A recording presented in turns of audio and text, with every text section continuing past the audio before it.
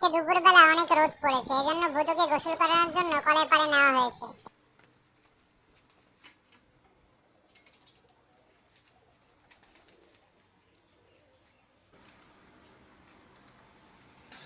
খুব সুন্দরভাবে শ্যাম্পু দিয়ে গা হাত পা ডলে দেওয়া হয়।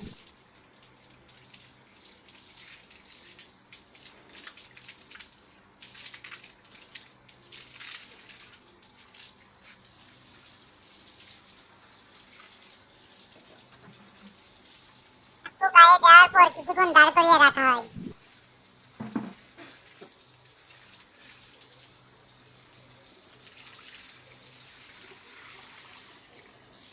খুব সাবধানতার সাথে পানি দেওয়া হয়, কারণ কানের ভিতরে পানি গেলে আবার সমস্যা হবে।